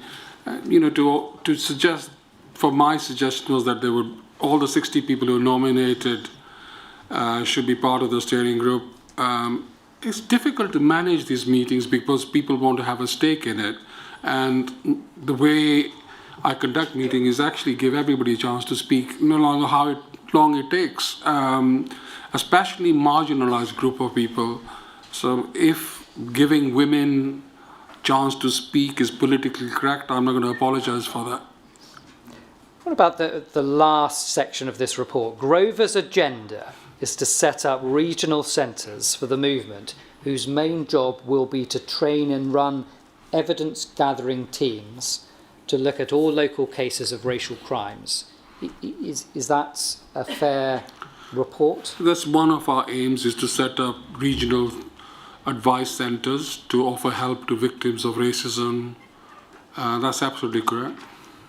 It goes on, victims will be encouraged to talk to the NCRM before going to the police so that a fully investigated, documented case can be put to the authorities. While sounding laudable, there is little doubt that the hidden agenda is to further weaken black and Asian community trust in the police, and to highlight their perceived weakness in dealing with racial crime. What's your reaction to that? That, well, that all sounds very good, all laudable, but that there's a hidden agenda to, quote, further weaken black Asian community trust in the police? The whole point of NCRM is developing a campaigning arm to the advocacy project that we're developing. And that campaigning arm allows victims and individuals to develop their own perspective on what should be happening, their own strategies. It's really to empower and encourage victims to speak out. There is nothing in the program or the strategy which says the reason why we're doing this to undermine police confidence between them and the black communities. We don't have to do that. The police do that very well themselves. It's unfortunate that they do that. I actually want them to be professional. I don't want to be pigeonholed and deal with racism all my life. I've been dealing with this in 1971. And I just think if they would just grasp the nettle and say, we need to change, and it's not just about behaviors, it's about taking leadership. And until that happens, if women come to us suffering sexual violence or rape, which is racially motivated, you're going to get us to support these women and expose why those failures are taking place. I'm not going to apologize about that. I wish it didn't take place. Now, I want to live in a society which is equal. This officer who produced this report, Mark Jenner, is it right that this is not someone you have any memory of at all? There's a limited number. I know his name, but I don't know. I know that he's involved in other stuff. I think he was there at the 10th anniversary meeting on the Stephen Lawrence, on the Blair Peach case, but I can't be sure. I have no recollection of him at all. Let's just move to another officer, and I'm going to ask if we could please be put up on screen MPS 004301. So it's at your tab B26. So this report, we can see Craggy Island, which is the code name for HN 104 Carlo Soraki, whose undercover name was Carlo Neri. Now, he was deployed between 2000 and 2006. It's the same question about him. Am I right in thinking that you have no recollection of Carlo Soraki? No, I don't have any recollection at all. In terms of this particular report, so you can see we're moving forward in time. This is dated the 16th of October 2000. So Civil Rights March, 14th of October 2000. The above march, organised by the National Civil Rights Movement, proved to be a great disappointment to the organisers, as the number taking part in the march, which passed off peacefully, barely reached 300. Privacy, SNU, who works for NCRM and helped organise the event, was particularly scathing of Suresh Grover, the main organiser, claiming that he had failed to promote the march amongst other left-wing groups until very late in the day. In terms of this particular report, of course it refers to the march as being passing off peacefully. Does that ring any bell, the reference to someone being particularly scathing of you, claiming that you'd failed to promote the march amongst other left-wing groups until very late in the day? Is this a common issue that arose from time to time in meetings? Is this anything that you can recall? I remember the march. I think the person who's making this comment about and he's scathing about me, they have the right to be. I don't have an issue with that. Did I fail to promote the march amongst other left-wing groups? I don't see why I would do that. The march is not just organised by me, it's organised by a group of people at the head of the NCRM, so it's a collective effort.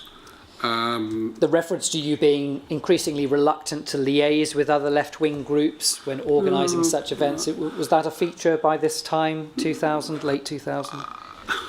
Look, I think there's a deliberate attempt by undercover officers to paint left-wing groups as agitators and violent and family justice campaigns who can be influenced by them. That's not the reality. The truth of the matter is that when we were experiencing serious racial violence in our towns, the only groups that turned up to support were far left groups, and we developed a relationship with them. But we didn't necessarily join their political groups.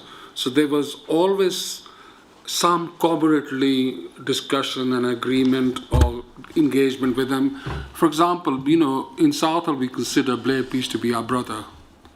We never met him. We have no problem that he was a member of Anti-Nazi League. The reason why we remember him is because of the way he was killed. We think solidarity is an essential aspect of civilized, just society. And we think his death should not go to waste. So it does not matter whether he was a member of left-wing group. We have differences with groups of people, whether they are left-wing or within our own communities, if the agenda is set to simply create violence for the sake of violence. So I think this is an attempt to show that we are trying to disassociate from left-wing groups because they present a picture that is more threatening in terms of public disorder stuff. And I think it's being used to define and justify what police call collateral intrusion. But it totally misses the point that within the black-brown communities, we have our own radical history of marches, of politics. Sometimes there's fusion with progressive politics. Sometimes there's progression with other issues, with women's movement, with environmental groups. So there is a tradition in our own communities which stems from 1930s of people being spied upon. Indian Workers Association inviting Martin Luther King to their annual conferences and having special branch officers visiting them. Malcolm X being invited by Indian Workers Association Birmingham because the issue of racial violence and the National Front. That tradition exists independently and also with the new left globally. So we don't live in an island in black communities. We're influenced by what happens in Ireland. We're influenced by what happens in US, just like white communities are. And we're influenced by all sorts of movements. Mr. Grover, I'm just going to stop you there because I see the time. Sir, if there were to be a 10-minute break now, I would still aim to conclude questioning by about 4 o'clock to allow time for the Rule 10 process. I don't know whether now is convenient. Well, I think that the conscribers deserve a break. And can we have our usual afternoon 10 minutes? 10 minutes.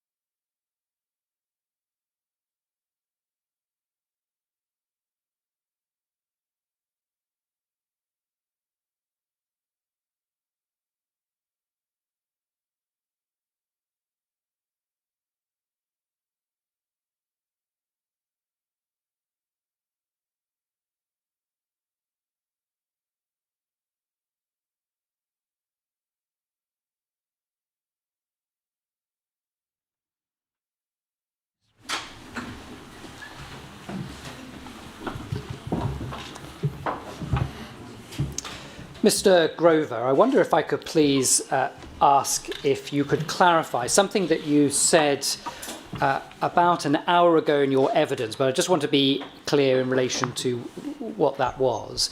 So the note that we have is that you said this: I am not somebody who advocates violence, but there was never ever an instance, apart from one time, where somebody advocated violence in a public meeting, but they were members of Movement for Justice, nobody listened to them. There was never a situation where the Socialist Workers' Party nor the Movement for Justice said to me, actually, you're doing something which isn't going to get us the result, is diluting the issue of racism, and we're not going to hold the police to account. So it's this question about anyone suggesting to you or in your hearing advocating violence. And just to be clear, can you just help expand on that? Was there ever a time that in these meetings someone was advocating violence? There was one individual advocating violence, but he was not a member of Movement for Justice. He was just an individual there. I don't know who he was. So this is an individual who was not attached to any particular group? Absolutely not. And just to be very clear in relation to that, so that we get your evidence accurately ourselves, as far as Movement for Justice is concerned, in all of your dealings with them, do you have any recollection of any plans or any suggestions of violence? Not at all. I don't have. They've never ever advocated violence in front of me at all. And in terms of any suggestion by them of plans to carry out criminal damage, for example, at all? No, it's never been raised. Thank you for clarifying that. I'd like to turn now to the last of the officers who mention you in their reports. And this officer is, his undercover name is Simon Wellings. It's HN118 and his code name is Groundhog Day. It is the report, sir, at your tab 27. Mr. Grover, this officer was deployed from 2001 to 2007. In terms of the reference to you in his reporting, as you will see, it is more limited in scope than the previous reports that we've looked at. But again, let's look at the report first. So we can see November 2001, South London Stop the War Coalition is the title of the report, Groundhog Day being his code name, and then this: on Monday the 12th of November, the South London Stop the War Coalition has organised a rally as part of the build-up to the demonstration. The meeting will take place at 7:30 p.m. at St Matthew's Church, Brixton Hill, SW2, and the speakers will include Jeremy Corbyn MP, Suresh Grover, Southall Monitoring Project, Lindsay German, Editor Socialist Review, and Privacy. And so you're referred to, but that is the detail that is recorded about you in this report. And if we look at the report without maximising that particular section, if we just look at it as the document as a whole, we can see that if you've got your name down there as a special branch reference. And so again, in relation to this particular meeting of the Stop the War Coalition, is that anything that you would recall going back to 2001? Yeah, I was actually one of the founders of Stop the War Coalition. And I went to and spoke at the meeting at a South London Stop the War Coalition organised at St Matthew's Church at Brixton Hill. I don't think Mr Corbyn turned up, but I was one of the speakers with Lindsay German and one other speaker, yeah. So in terms of this report, in relation to this particular, talking about a meeting that will take place, again, the same questions I asked in relation to the other officers. This undercover officer, Simon Wellings, is this an individual that you would have any recollection of? Not at all. All right, okay. And just so, if we just go to the next of the reports that refers to you, it is, so your tab B28 is MPS 000735, please. So the previous report is talking about a meeting that will take place, and this is the follow-up report which reports after that meeting took place, and it refers to you in the second paragraph as a keynote speaker in relation to this particular meeting. And in relation to the reference to you made earlier about your recollection was that Jeremy Corbyn didn't make that meeting. We can see here Jeremy Corbyn, who had been advertised as speaking at this event, withdrew, leading a diary conflict, confirming your memory of that. What is your reaction to reading this? So this is not to do with any of your work with, say, the Stephen Lawrence family group. This is Stop the War Coalition, this reporting on you. What was your reaction to reading this type of reporting on you, please? Yeah, I'm speaking as an NCRM chair, co-chair. I'm not speaking on behalf of Stephen Lawrence campaign, and I'm not late of the new monitoring project. I think he's confused his thing. I'm definitely at the meeting. I remember the meeting really well, but I'm speaking as a national civil rights movement person. So in terms where it says late of the Newham monitoring project, that's I've never. I think that's what I mean. I think he's confused. There's always. The new monitoring project didn't exist at that time, so I think he probably meant to say Southall Monitoring Group previously, or the monitoring group. But I think and there's never been Justice for Stephen Lawrence campaign. It was always the Stephen Lawrence family campaign that I was involved in. The Justice for Stephen Lawrence case was set up in 1993. It wasn't after when I was involved. We can take that report off screen. There is one further report, but it simply just lists your name alongside a list of other names as being someone in the national civil rights movement. So I'm not going to take you to that. But in terms of that last officer, reporting on your work in the Stop the War Coalition, in a nutshell, could you just tell us, because you have said that you were part of the founding of that, very briefly in terms of how that came about, the founding of Stop the War Coalition, your role in that, please? I got involved in Stop the War Coalition as a peace activist. I went to a meeting after the invasion of Iraq. There were, the march attracted over 1.34 million people. There were a cross-section of people.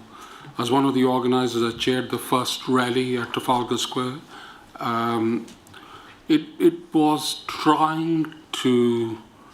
there was a lot of feeling within black, brown communities about the war, and we were trying to reflect and trying to persuade the government from resisting the invasion. In Iraq, we didn't believe that there was a smoking gun and that there were weapons of mass destruction that existed in Iraq. The march, the march itself was one of the most peaceful marches. There was no conflict, there was no incidents. It had it had fox hunters, people who supported fox hunters, people who supported women's rights, people who supported all sorts of things. I mean, it's such a wide cross-section of society, from progressive to Labour to conservative to Liberal Democrat, people on the fringes. I think lots of members of the Muslim community there. So I've always have been involved in issues to do with genocide and war as part of the work that we've done with Southall Monitoring Group and the Monitoring Group.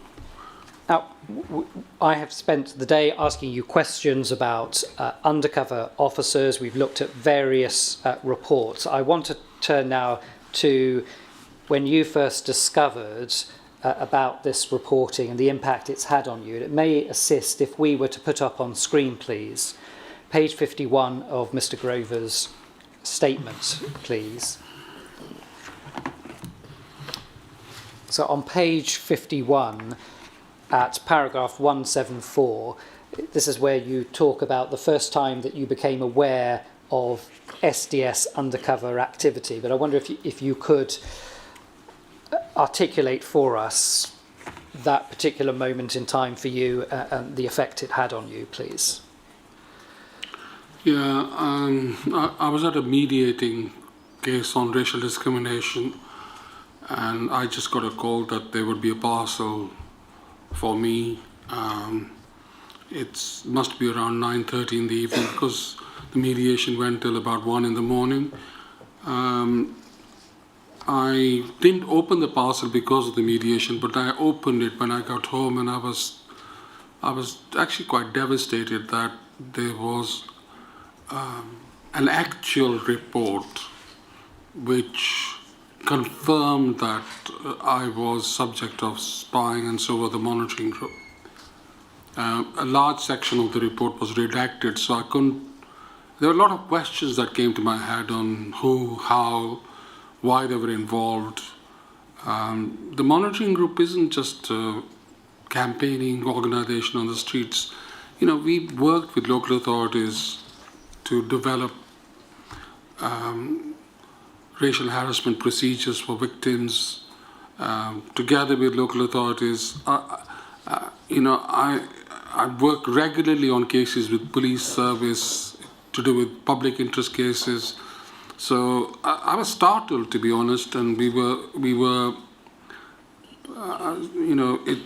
it's one thing thinking or knowing that you may be under surveillance, but never really taking account, never being prepared for it. It's a totally different thing when you actually get hit by evidence that has been given to you by a section of the police service. Well, you talk about being hit by the evidence. If we can turn to page 52, at the bottom of that page, paragraphs 182, 183, and here you articulate in further detail the effect it has had on you. So you talk about feeling devastated by it.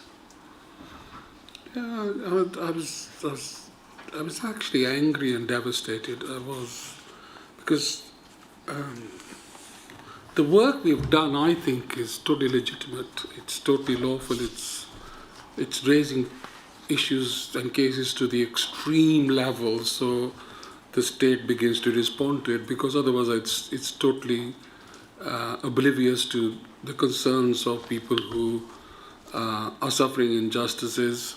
Yes, we are vocal, we can be fearless, we can be audacious, and sometimes we are deliberately that, but it's within the parameters of being totally lawful. And so it is.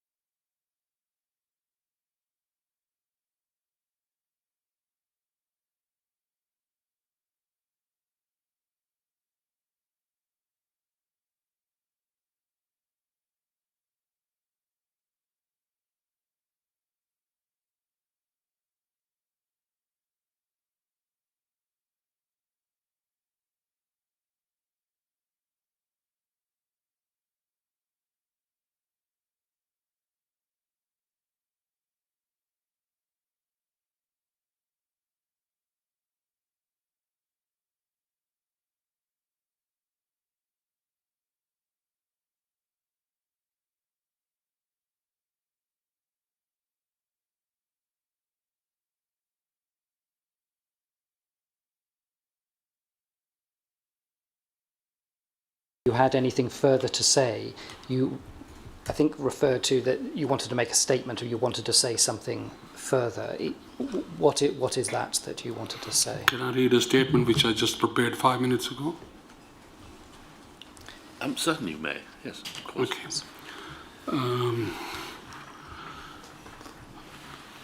All of us, whether it's the women who've campaigned under PSOL, campaign of opposing police surveillance, the undercover research group, and many of the justice campaigns who've been affected by the environmental campaigns. All of us have been together since the inception of this inquiry, and most of us have had longer history building solidarity against injustice for decades longer.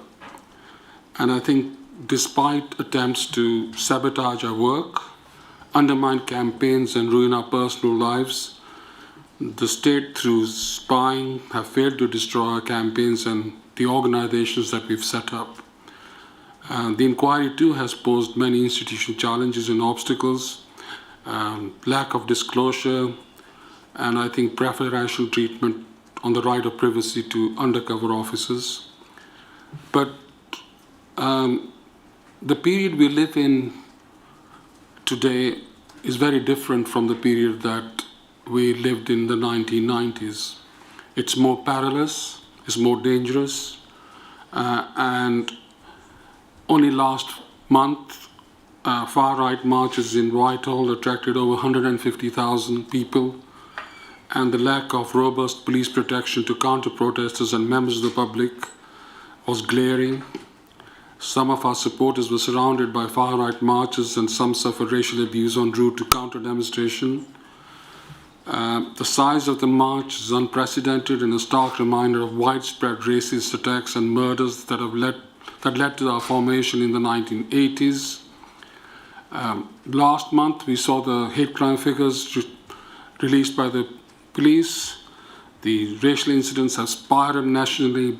Islamophobia, attacks on black people, anti-Semitic attacks. The far right want our communities to feel afraid and isolated. And these groups have been emboldened by global funding and the political establishment that seeks to scapegoat migrants, particularly Muslims. The austerity that has been manufactured by successive governments has plunged vast sections of society into poverty and have been effectively mobilized against migrants. There's also this acceleration towards authoritarian legislation that endangers our right to protest and right to assembly, the very issues that we are discussing here. We are now facing the demonization of migrants through xenophobic portrayal of both people. Moreover, racist assumptions about sexual exploitation and abuse have been allowed to spread and spurn violent mobs together outside asylum seeker accommodation. We've seen the weaponization of sexual violence to serve an agenda, especially narrow patriarchal and religious agendas that erase survivors' voices. Disturbingly, many of the men protesting and claiming to protect women and children against refugees have convictions for domestic and sexual violence themselves. Unprecedentedly in the Midlands in the last month, something that we never saw in the 70s, 2 young Asian women have been raped by white men, which are racially motivated, and these have been accepted as racially motivated rape attacks by the police in West Midlands. While we welcome more responsive stances from law enforcement and remain deeply concerned about the justice system's long-standing failures in addressing sexual and racial violence, we have to condemn sexual violence no matter the race of the perpetrator, because misogyny and sexism are not confined in any one race or community. They're embedded in patriarchal systems of power, deeply intertwined with racism and economic equality. Sexual violence must never be reduced to a tool for racism or patriarchal control. To achieve true justice, we must dismiss these intersecting systems of oppression. We've come a long way, and we have a long way to go. We should be proud of ourselves in what we've achieved. proud to be associated with women who've been groomed by police officers for sex and for seeking information, to the bravery of the trade union individuals who've suffered untelling damage to their personal lives as well as employment issues, to the tremendous work that the Undercover Research Group has done, and most importantly for me, the bravery, the tenacity of justice campaigns, families who've suffered not just one murder, but in the case of the Monovilles, 3 sons have been killed in different instances, yet you remain strong despite the horror that all of us have suffered. There's one lesson that we need to learn from all this, is that we need to be more vociferous in trying to convince the chair about dealing with the issue of institutional racism and misogyny and what the women have classified as institutional sexism. And we really need to ensure that the inquiry does not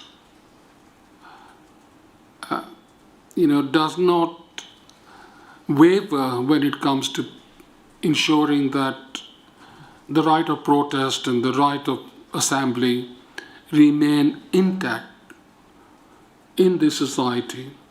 The very formation and democratic principles that we thrive under, despite government or Home Office objections. That's all I have to say.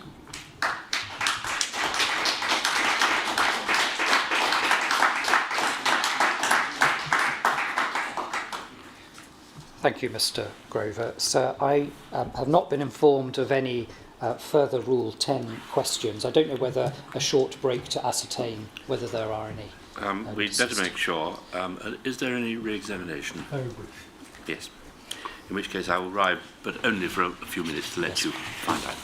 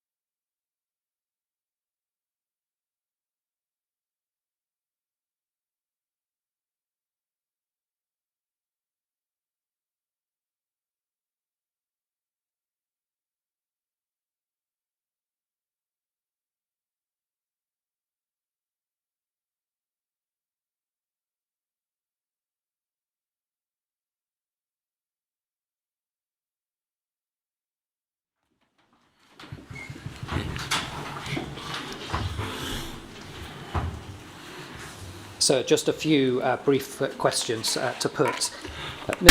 Mr. Grover, I'm just going to read to you just some of the transcript from earlier, and it was relating to when you met Peter Francis.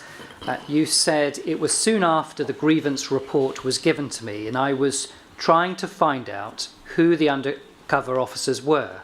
I actually rang the Movement for Justice. I don't want to name the person. He told me it was David Hagan, and he sent me a photograph. So I would say it is a couple of years before the inquiry started. It was around the time when Mr. Pitchford was, I think it may have been 2018, 19, something like that." Now, just so that we are clear, the person, I'm not asking you to name anyone, but the person you say sent you a photograph of David Hagan, just to be clear that that person was not Peter Francis. No, it's not. All right. Now, in terms of the precise timing of when you met Peter Francis, is it correct that a request through the lawyers, a request was made from you to Peter Francis, that was the route? It wasn't Peter Francis contacting you? Absolutely. In terms, I'm going to suggest that that request from you, in fact, took place earlier than you have previously stated, that it was in fact May 2014. Could that have been the timing? It's possible. I'm willing to be corrected on that. And that the meeting took place the following month in June 2014. Is that possible? I'm willing to accept that. All right. And the final topic is, when I was asking you questions about, well, when was there a clamour for a public inquiry, and you indicated, well, you know, from 1993, as far as the Stephen Lawrence case was concerned.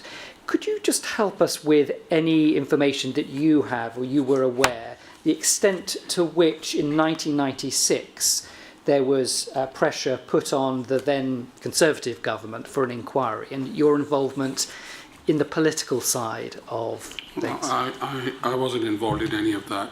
I know the lawyers may have approached the Home Secretary, I think it was Michael Howard, but I wasn't involved in any of that. So approaching Michael Howard, that wasn't anything you were involved in, and then in opposition in 1996, any contact with Jack Straw at that time, as far as you are concerned? Not with me personally, no. Thank you. So that does conclude my questions. Thank you. Just 2 or 3 topics. Yes, of course. Mr. Grover,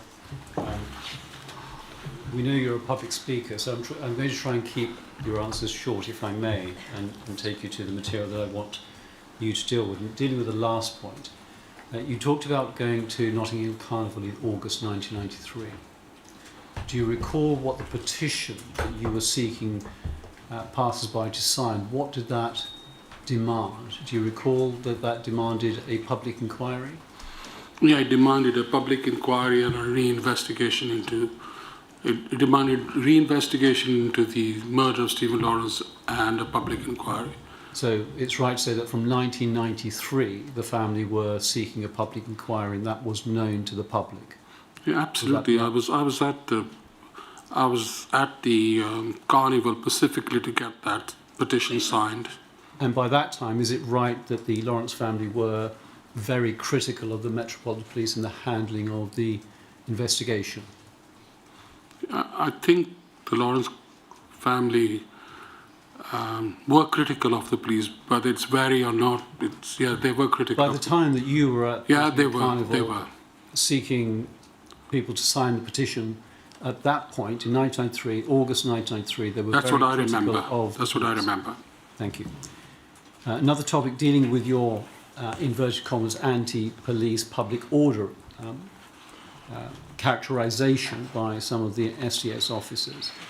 I don't go through all of the campaigns that you've listed in your witness statement, but just dealing with some of them, the methodology adopted by you and the monitoring group, and I talk about, and I'm referring to the South Monitoring Group and the monitoring group, in terms of cases that you took on, did they necessarily involve concerns about public disorder?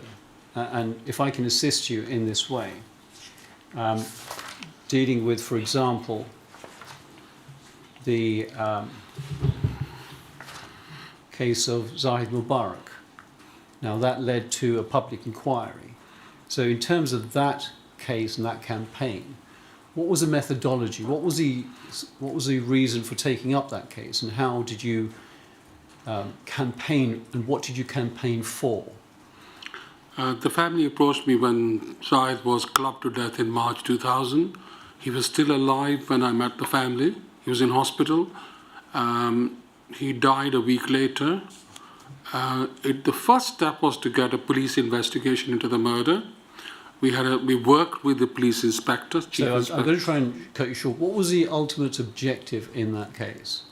Is to find out why the prison service failed to prevent that murder. And in order to get the answer to that, what was the objective of your organisation in approaching that? Is to first of all get answers from the police, from the prison service through the Director General, I think it's Martin Neri, and failing that, there was a CRE inquiry which didn't answer the questions, is to argue for a public inquiry, and we succeeded with Justice Keith to get that. I suppose the point I'm trying to make through you, Mr. Grover, is that you were meeting ministers, meeting prison officials and so on. Yeah. Was this a case in which there was any concern about public disorder? None whatsoever. And similarly in relation to Victoria Climbier that you refer to, was that a campaign in which you were seeking a public inquiry, or that was one of the objectives? I was involved just before the public inquiry was announced. Because of the internal inquiries that had taken place, there was already a call for public inquiry and a clamour for it and been agreed under Lord Lemming. So again, the methodology was to get the family access to the right politicians and to the right lawyers and to right press for the stuff. There was never any hint of public disorder in any of the campaigns I've been involved in. I've just used those examples. They're in your statement, so I won't go through all of them. And in relation to some of these cases, dealing with the anti-police aspect of it, were there cases in which you actively worked with the police in relation to the cases? Most murder cases that I've dealt with have to involve the police. It's impossible for me to work independent of the police. So it's always worked with police in what I call public interest cases, which have an impact on, public interest cases in the way we define it is that life has been lost or in danger, there are lessons to be learned, and there needs to be swift response to ensure that there is no trust lost between the public and the police. You can be repaired it. And actually that formulation, actually was accepted by CO24, and in the minimum standards under the Metropolitan Race of Violent Task Force, they created this concept of critical incidents. It's very close to our public interest. I want to refer to cases prior to the Stephen Lawrence campaign in terms of your history, and just taking some of those. Were you working with police officers and senior police officers in investigating cases that you wanted families to seek justice, and you're working with police officers to Absolutely. do? So the idea, and perhaps it's worth saying it directly to you and asking you the direct question, was your methodology anti-police? No, not at all. And then institutional racism. You've dealt with many campaigns over the years, they're all here. You've explained what institutional racism means. How would you characterise the campaigns that you've been involved in which race has played a part? To put it directly to you, is it your evidence, is it your view that institutional racism played a part in any or all of these cases, and is there a pattern that you see? We normally deal with cases which has a race element, whether it's race policing, domestic violence. There are other agencies which deal with purely sexual violence, etc. So there's always an element of race or institutional racism in the cases that we deal with. And to put it in very clear, unambiguous terms, is that because you're involved in cases where you see a community being treated differently, and that's what indicates that, that racism might be at play?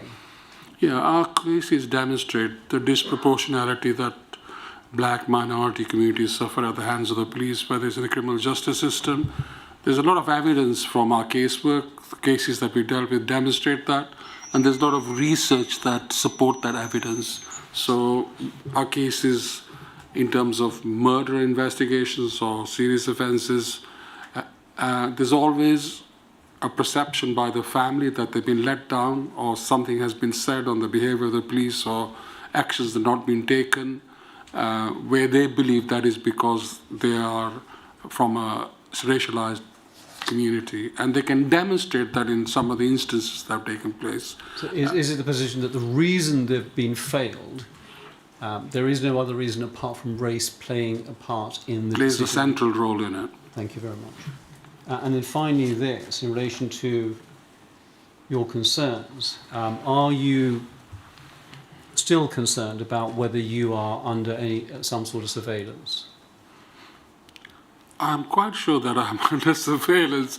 I can't prove it, but I want a guarantee, if it's possible, or at least a series of questions from the Home Secretary or whoever the appropriate person is to seek whether the Southall Monitoring Group or the monitoring group or myself and our colleagues are being spied upon. Mr. Grover, I'm going to stop you there. Just dealing with paragraph, I won't ask you to go to it, but you have said at paragraph 202, page 56 of your statement, I have meetings with senior officers, and you made reference to this earlier, on cases fairly regularly. One meeting a few years ago ended with the officer asking me how my cats, and I think there's a restriction order on the names of the cats, Ginny and Minnie, were doing. I've never told any officer the names of my cats, no discussions about my private life. It was bizarre. It seemed to signal that the officer was aware of quite intimate details of my personal life, the sort of which would only come about through intrusive state surveillance. And this was how long ago? This was at New Scotland Yard. I would say during the Ricky Real inquiry, so it would be about 99, 2000 or 2001. And in your view, I'm sure you've said this before, was there any justification in the cases that you've dealt with, or indeed your private life, that would justify the sort of intrusive surveillance that we've heard about today? Absolutely not. I'm quite an open book. You can just, I don't pose a threat to anyone. Thank you, sir. Those are my questions. Yeah. There is one specific topic that I would like to ask you about.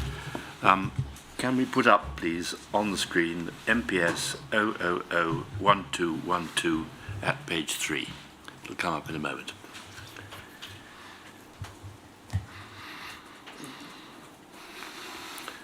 And could you highlight, please, the second paragraph on that page?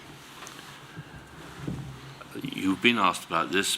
The reason I'm asking you about it is because HN 81, Hagan, will not be giving oral evidence to me, and his account of this discussion and yours differ, and so I have only yours in respect to which I will have oral evidence. So I don't have the usual task of a judge of deciding which of someone who's given me oral evidence and another person who's given me oral evidence are right about a particular thing. Could you look, please, at the paragraph, the sentence rather, that begins, Suresh went on to explain that Doreen and Neville have in reality separated, and that they only continued together as a front for the campaign. Leave aside for one moment, they have only continued together as a front for the campaign, which I don't propose to ask you about. But the fact that they had separated I'm told by Baroness Lawrence's witness statement that her then husband left home in 1994. So what is said here as a basic fact is apparently true.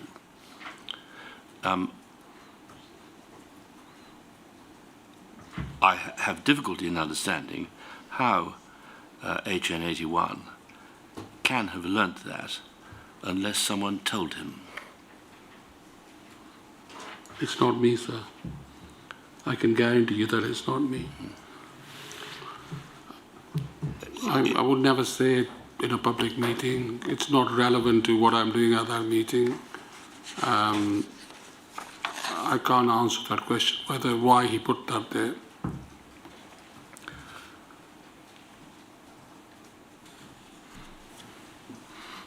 I think in one of the statements he says that when I said it, Asad Rahman was with me chairing a meeting.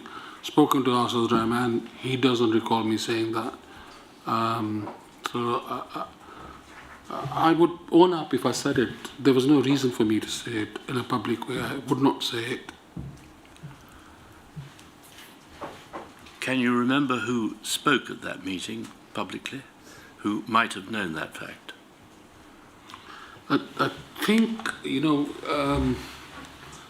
when I was asked this by yourself at a meeting with Mr. Khan earlier before the inquiry, I was told that it was meeting that both Asad and I had been.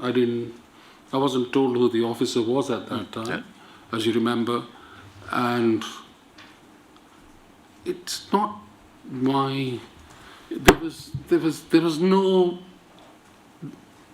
There's no reason for me to mention that they'd separated.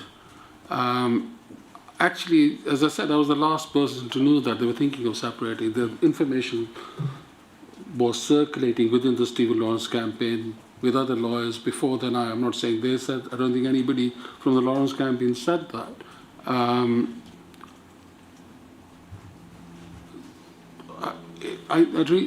being absolutely truthful. I didn't say that. I don't remember saying it. There's no reason for me to say it. If I said it, I would tell the family I said it. But it's not something I would do. You're not able to help me then as to who else might have said it, who else knew and who was speaking at that meeting. Yeah. I mean, I don't know what the context that he says I said it. I don't know what he's saying, which he thinks led me to say it. That would help me, but the discussion with separation and the Lawrence stuff has only been raised once with me, and that is at their home and not anywhere else. I think you can find the context in which he says you said it, if we could go to the 4th paragraph.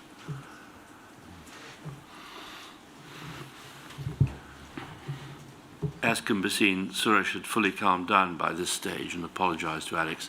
It may be that what he is saying is that you said it in the heat of a moment and may not now remember having said it. This is the last sentence, sir? Yes, I mean, you were asking about the context in which he was reporting it, and the context in which he is reporting it appears to be that you were speaking in an agitated way, but by the time we get to what he's talking about here, you'd calm down.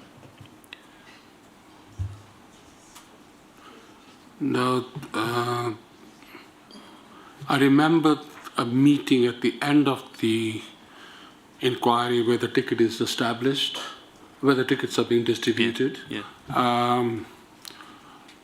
There is a kind of a guffaw about who wants tickets and who doesn't want tickets. Maybe that Alex is asking for a larger demonstration. I think that's true, but I don't.